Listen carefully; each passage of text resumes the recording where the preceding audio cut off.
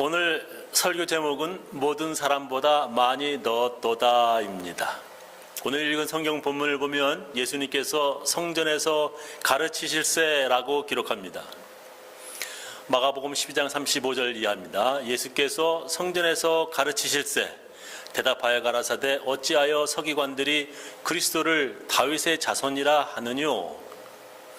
성전에서 가르치시는데 예수께서 그리스도가 다윗의 자손인데 다윗이 왜 자기 자손을 주라고 주님이라고 하는가 하시면서 이렇게 말씀하십니다.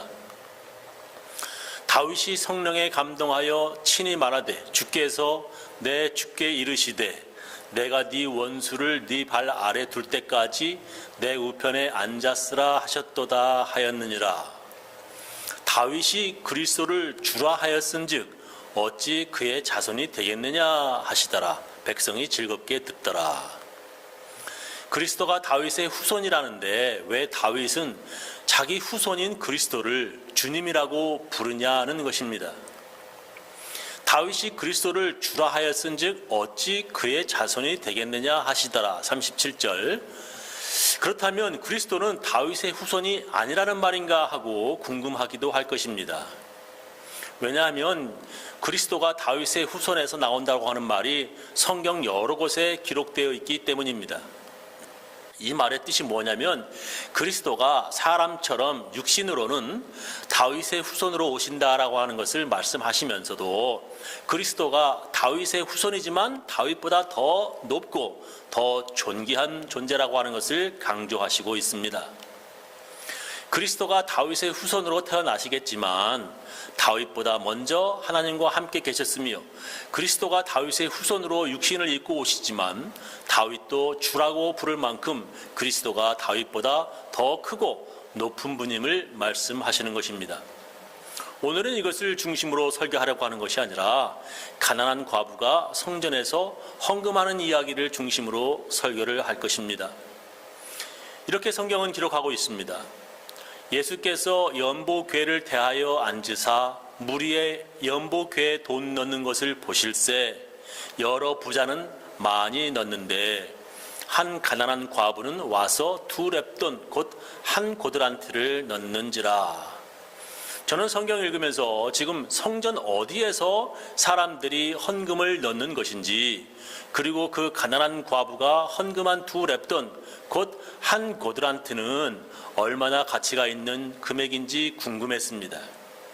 먼저 예수님이 성전에서 가르치시며 성전 안에 연보궤를 대하여 앉으셨다고 합니다. 예수님이 연보궤 즉 헌금통을 마주보며 앉아 사람들이 돈 넣는 것, 헌금 넣는 것을 보셨다는 것입니다. 그런 헌금통이 예루살렘 성전 어디에 있었는지 그림을 보면서 제가 설명을 드리겠습니다. 성전문을 들어가면 맨 처음에 왕의 회랑이 있고 거기에는 장사하는 사람들이 있었다고 제가 전에 설교 시간에 말씀을 드렸습니다. 그래서 들어오는 입구에 보면은 여기 왕의 회랑이 있고 그리고 그 다음에 이방인의 뜰이 있었는데 그 이방인 뜰 넘어서는 이방인들은 들어갈 수가 없었습니다. 그래서 바로 여기까지가 이방인이 갈 수 있었고 여기서부터는 유대인들이 들어가는 것입니다. 그리고 동쪽 문 여기에 미문이라고 뷰티풀 게이트라고 하는 이 동쪽 문에 들어가면 여자의 뜰이 있는데 여자들이 여기에 머물렀고 바로 여기에 헌금통이 있었습니다. 그래서 좀 더 다른 그림을 보면 바로 이 안에 헌금통이 있었다는 것입니다. 제가 저 빨갛게 그림을 그려놨는데 저곳에 바로 헌금통이 있었습니다. 이 안에는 비록 작게 보이지만 6,000명이 들어갈 수 있는 아주 큰 곳인데 지금 축소해서 저렇게 모조품을 만들어 놓은 것입니다. 그 연보궤에 돈 넣는 곳 모양이 트럼펫 모양이라고 알려져 있습니다.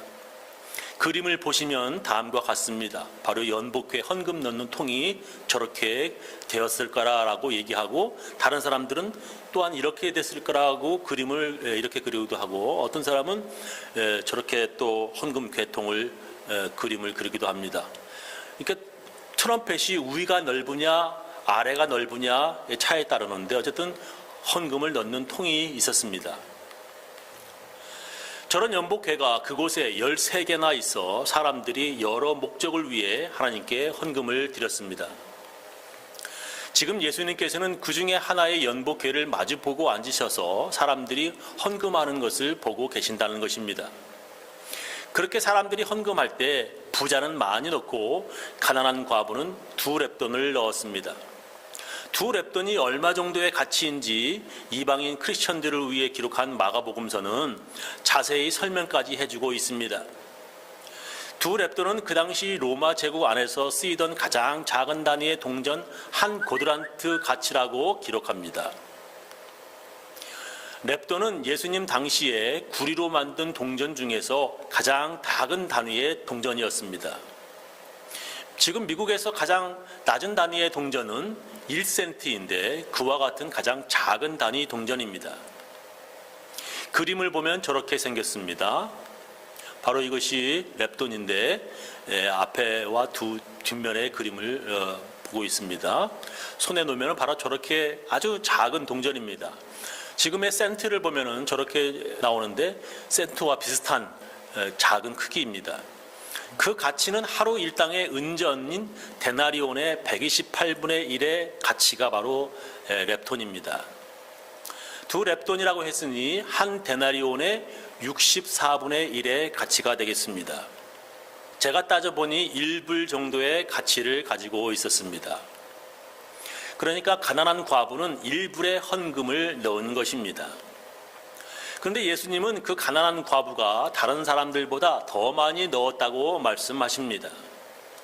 마가복음 12장 42절, 한 가난한 과부는 와서 2렙돈 곧 한 고드란트를 넣는지라. 예수께서 제자들을 불러다가 이르시되 내가 진실로 너에게 이르노니 이 가난한 과부는 연복궤에 넣는 모든 사람보다 많이 넣었도다. 액수로 따진다면 부자들이 더 많이 넣었을 텐데 예수님은 그 가난한 과부가 더 많이 넣었다고 말씀하십니다. 예수님께서 그렇게 말씀하신 이유를 이렇게 설명하십니다.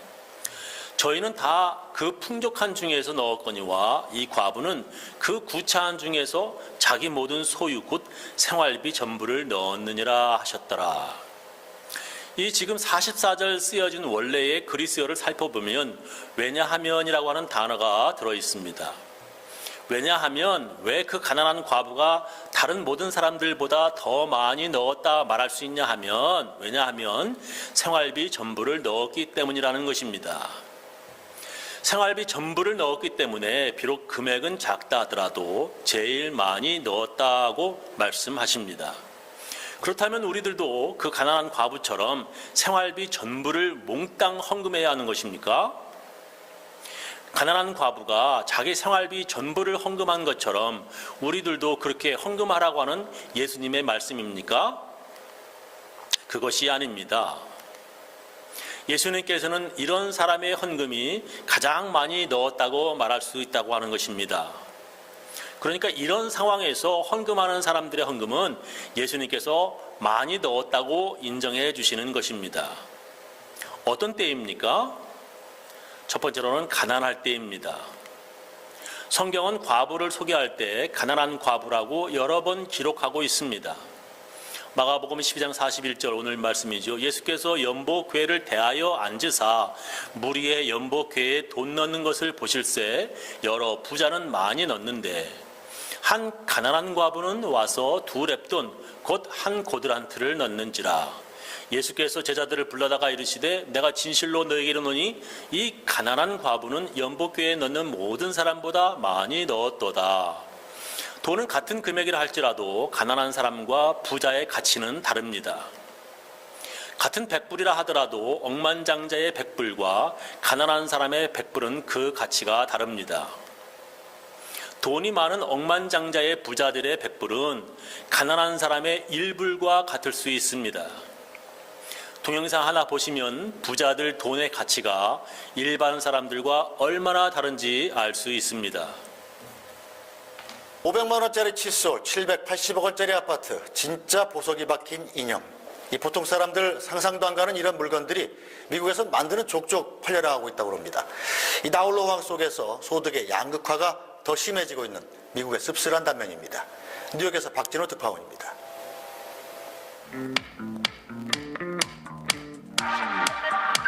화려한 전망과 최고급 인테리어, 그리고 편리한 부대 시설. 뉴욕 월가 한복판에 신축된 이 고급 아파트는 방 2개짜리가 우리 돈으로 53억 원입니다. 전망이 이렇게 훌륭하지만 어마어마한 가격 때문에 도대체 누가 사겠냐 싶지만 오히려 수요가 너무 많아서 물량이 모자란다는 게 업계의 설명입니다. 올 봄에 완공되는 한 초고층 아파트의 펜트하우스는 무려 780억 원에 팔리기도 했습니다. It's really a seller's market. They are the one that are basically pushing the market up and up every day. If there is a sale that is being missed, it's because the Chinese customer bought it in cash and paid more. 부의 상징인 전용 제트기와 요트는 고급형, 대형일수록 더 잘 팔립니다. When they announced it to the public, there was over 200 orders at almost 60 million a unit at that time in one day. 500만 원짜리 티타늄 칫솔이 등장하는가 하면 청주와 맥주를 먹여 키운 쇠고기 요리, 진짜 보석 장신구를 갖춘 바비 인형까지 등장했습니다. 2008년 금융위기 이후 미국에서 소득 상위 0.01% 부자들의 자산은 2배 이상으로 불어나 평균 1,200억 원이 넘는 것으로 추산되고 있습니다. 미국의 계층 간 소득 격차는 30년 만에 가장 큰 폭으로 벌어졌습니다. 뉴욕에서 SBS 박진호입니다. 미국에서 부자들을 보면 우리가 상상할 수 없을 정도로 호화롭고 사치스럽게 삽니다. 억만장자 부자들의 10불과 가난한 사람의 10불은 금액은 같다 하더라도 그 가치는 다릅니다. 10불이라고 하는 돈은 모든 사람에게 똑같은 10불 금액이지만 돈의 가치는 이렇게 상대적인 것입니다. 전에 뉴스에서 100불을 미국의 각 주별로 따질 때 실질적인 가치를 보여주는 사진을 보았습니다. 그러니까 100불의 가치도 안 되는 주가 있고 100불보다 더 큰 가치를 가진 주가 어딘지 알아보는 것입니다. 지금 뉴스에서 보면 바로 이 100불이 켄터키는 112불 61이지만 뉴욕은 86.66 그리고 하와이는 85불 32 전의 가치를 가지고 있다고 나왔습니다. 좀 크게 보면은 이거는 2015년 건데 미국 주별 100불당 실질 가치를 보면 뉴욕, 워싱턴 DC 그리고 하와이는 저렇게 100불이 그 가치를 잃고 그 다음에 이런 시골 같은 데는 100불이 넘는 그런 가치를 가지고 있었다는 것을 보여주고 있습니다. 같은 100불이지만 물가가 싼 미시시피, 알라바마주하고 물가가 비싼 뉴욕, 워싱턴 DC, 하와이와는 그 가치가 100불이라도 다릅니다. 그래서 100불 헌금했다고 해서 모두 다 같은 100불의 가치가 아닙니다. 돈은 많이 있을 때 헌금하는 것과 돈이 없을 때 헌금하는 그 마음은 다릅니다. 돈이 넉넉하게 많이 있을 때 헌금 드리는 사람의 마음과 지금 내가 차에 가스를 넣는 것을 걱정해야 하는 때 헌금하는 사람과의 마음은 정말 다른 것입니다. 있을 때보다도 돈이 없는 중에 드리는 것이 더 가치 있는 것입니다. 제가 목회를 이제 20년째 하고 있는데 교인들 중에 부자는 한 번도 만나보지 못했습니다. 목회하면서 대부분 교인들이 군인들 가족이라 모두 부자는 아니었습니다. 그러나 여러 번 교인들의 헌금 때문에 감동된 적이 있었습니다. 가난하게 살면서 교회 살림을 걱정해서 11조를 내는 분들을 보면 목사인 저는 그분들을 위해 기도하지 않을 수 없었습니다. 써야 할 것도 많으실 텐데 교회에 헌금하시는 분들을 보면 목사는 그런 교인들을 위해 간절히 축복하며 기도하게 됩니다. 교회에서 어린 아이들이 내는 헌금과 어른들이 내는 헌금은 같은 1불, 같은 10불이라도 그 가치는 다른 것입니다. 마찬가지로 부자가 내는 헌금과 가난한 사람이 내는 헌금의 가치는 다른 것입니다. 예수님께서 헌금 내는 사람들을 보셨다고 성경은 기록합니다. 어떤 사람은 그 상황을 이렇게 나타내었습니다. 저렇게 연극하듯이 얼굴을 부자와 가난한 사람이 한 헌금통에 넣는 것인데 그 다음 그림을 보면 바로 부자는 가난한 과부를 쳐다보면서 저렇게 사진을 누가 찍었습니다. 내가 이렇게 많이 헌금 낸다라고 하는 것을 사람들이 알아주었으면 하는 부자의 얼굴과 하나님께 이것밖에 드리지 못해 죄송스러운 가난한 과부의 얼굴 표정이 너무나 잘 표현됐습니다. 그것밖에 안 되는 몇 푼 헌금으로 어떻게 거금을 내는다 하고 같은 헌금통 속에 손을 집어넣으려 하는지 정말 어이가 없다는 부자의 얼굴, 부자와 같은 헌금통 사용하는 것이 죄송하고 미안하다고 하는 가난한 과부의 얼굴 표정이 잘 나타나 있었습니다. 예수님께서는 헌금궤 앞에 앉으셔서 바로 저 부자와 가난한 과부의 얼굴, 그런 모습들을 보시는 것입니다. 예수님께서 헌금 내는 그 사람들의 마음을 읽으시는 것입니다. 돈 많은 부자보다도 가난한 사람들이 내는 헌금을 보시며 그 헌금의 가치를 알아주시는 것입니다. 예수님께서 그것을 모든 사람보다 많이 넣었도다라고 말씀하셨습니다. 이렇게 가난할 때 헌금하는 것을 예수님께서는 가장 많이 넣었다 말씀하십니다. 두 번째로는 어려울 때입니다. 어려울 때 예수께서 제자들을 불러다가 이르시되 내가 진실로 너에게 이르노니 이 가난한 과부는 연복궤에 넣는 모든 사람보다 많이 넣었도다. 왜냐하면 저희는 다 그 풍족한 중에서 넣었거니와 이 과부는 그 구차한 중에서 어려운 생활 중에서 자기 모든 소유 곧 생활비 전부를 넣었느니라 하셨더라. 일불이 생활비 전부가 되었다면 정말 어려운 때입니다. 이런 어려운 형편의 사람들을 교회가 도와주어야 하는데 교회는 그들의 피 같은 헌금을 받습니다. 목사는 별 힘들지 않게 책상에 앉아 설교 준비하면서 교인들은 밖에서 어렵게 일을 합니다. 그렇게 땀 흘리며 힘들게 일하는 교인들의 헌금으로 목사는 월급을 받습니다. 정말 어렵게 살면서 고생스럽게 돈을 벌어 교회에 헌금하시는 것을 보면 목사인 저는 너무 미안하고 차라리 그런 분들은 헌금하지 않았으면 하는 생각까지 합니다. 제가 전에 예배 중 헌금 시간에 가난한 분들은 헌금하지 않아도 된다고 말씀을 여러 번 드렸습니다. 근데 어느 권사님이 목사님 헌금 드릴 때 그런 말 하지 않았으면 좋겠습니다 라고 제게 말하였습니다. 왜냐하면 다들 사는 것이 힘들고 우리 교인 중에 부자가 한 사람도 없기 때문이라고 하는 것입니다. 나라에서 교회 재정을 보조해 주는 것도 아니고 시청에서 교회 전기세나 물세 내주는 것도 아니라는 것입니다. 우리 스스로가 다른 도움 없이 우리 교회를 유지해 나가기 위해서는 우리 모두가 헌금해야 한다고 하는 말씀입니다. 그래서 저는 이제 헌금 시간에 그런 말 하지 않기로 했습니다. 그리고 그런 어려운 형편의 교인들을 위해서 더 많이 기도해 줘야 하겠다고 결심하였습니다. 성경을 읽으며 더 큰 결심을 하게 되었습니다. 하나님께서 엘리야라고 하는 선지자에게 이렇게 말씀하십니다. 열왕기상 17장 8절 이하에 보면 여호와의 말씀이 엘리야에게 임하여 가라사대 너는 일어나 시돈에 속한 사르밧으로 가서 거기 유하라. 내가 그곳 과부에게 명하여 너를 공개하게 하였느니라. 사르밧이라고 하는 동네의 과부에게 명하여 너에게 먹을 것을 공급하도록 하였다고 하나님께서 말씀하십니다. 엘리야가 그곳에 가서 그 과부를 만나 물 좀 달라고 말했습니다. 저가 일어나 사르밧으로 가서 성문에 이를 때에 한 과부가 그곳에서 나뭇가지를 줍는지라. 이에 불러 가로되 청컨대 그릇에 물을 조금 가져다가 나로 마시게 하라. 저가 가지러 갈 때에 엘리야가 저를 불러 가로되 청컨대 네 손에 떡 한 조각을 내게로 가져오라. 물만 가져오지 말고 먹을 것도 좀 가져오라고 엘리야는 과부에게 말했습니다. 저가 가로되 당신의 하나님 여호와의 사심을 가리켜 맹세하노니 나는 떡이 없고 다만 통에 가루 한 움큼과 병에 기름 조금뿐이라. 내가 나뭇가지 두엇을 주워다가 나와 내 아들을 위하여 음식을 만들어 먹고 그 후에는 죽으리라. 먹을 것이 한 끼 먹을 밀가루밖에 없어서 그것으로 아들과 음식을 만들어 먹고 죽으려고 한다는 것입니다. 먹은 다음에는 죽으리라 라고 하는 그녀의 대답이 엘리야의 마음을 아프게 했을 것입니다. 그녀가 그렇게 말한 뜻은 내가 당신과 나누어 먹을 음식이 없다라고 하는 뜻입니다. 한마디로 이제 우리 모자가 한 번 먹을 음식밖에 없으니 달라붙지 말라고 거절하는 것입니다.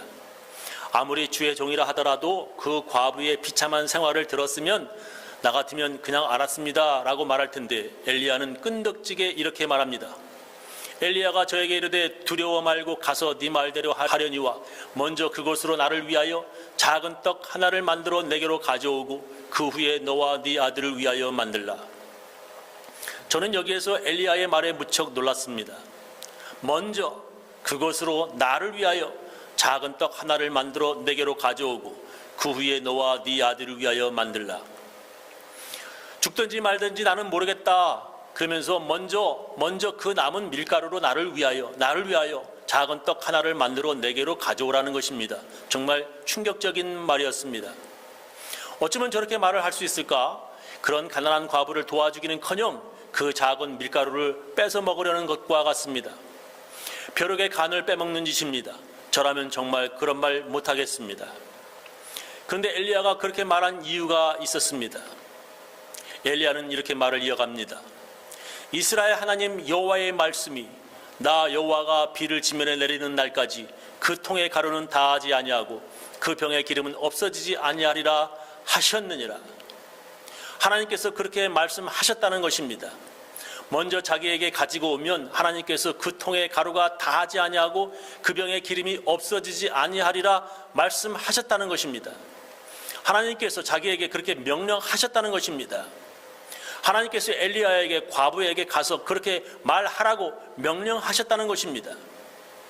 먼저 그렇게 해야 가루와 기름이 다하지 않을 것이라고 하나님께서 약속하셨다는 것입니다. 어떻게 그럴 수 있습니까? 음식을 만들려고 가루를 통해서 퍼내오면 또다시 가루가 나오고 음식을 만들려고 마지막 남은 기름을 다 써도 또 생겨서 없어지지 않을 것이라 하나님께서 약속하셨다는 것입니다. 근데 그렇게 안 되면 어떻게 합니까? 그렇게 안 되면 무슨 망신입니까? 이것은 믿음입니다. 하나님의 말씀을 믿느냐 안 믿느냐에 달려 있습니다. 믿음은 하나님의 말씀대로 해보는 것입니다. 믿음은 자기보다 못한 거지 같은 주의 종이 얻어먹으려 오는 주의 종이 전해준 하나님의 말씀에 순종해보는 것이 진짜 믿음입니다.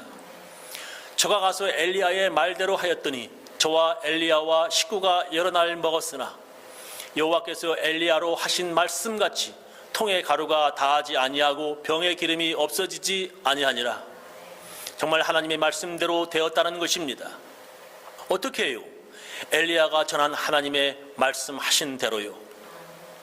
근데 어떤 사람은 그 과부가 엘리야에게 먹을 것이 없다고 거짓말했는데도 그래도 엘리야가 가지 않고 달라붙자 할 수 없이 숨겨놓은 가루와 기름을 꺼내서 사용했다고 해석을 합니다. 하나님의 능력을 못 믿는 사람들은 해석도 이렇게 참 잘합니다. 그것은 하나님의 능력과 하나님의 약속을 믿지 않는 사람들의 이야기입니다. 하나님은 어려운 과부의 마지막 남은 음식을 뺏어 먹으라고 엘리야를 보낸 것이 아닙니다.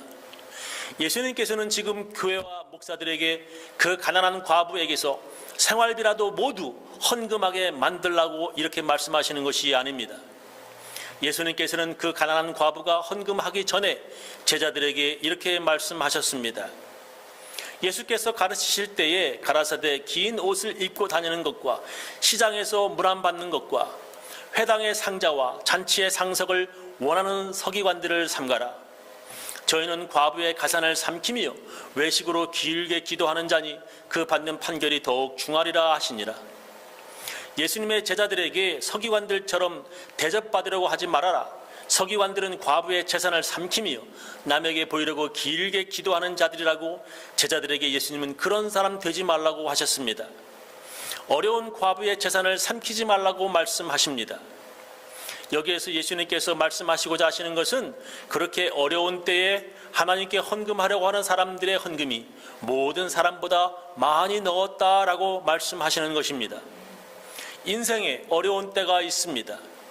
그런 어려운 때에 그런 어려움을 잘 이용하여 사람들 헌금하게 만들려고 지금 예수님께서 말씀하시는 것이 아닙니다. 예수님께서 제자들에게 불러 그들에게 말씀하시는 것은 예수님의 특별한 뜻이 있습니다.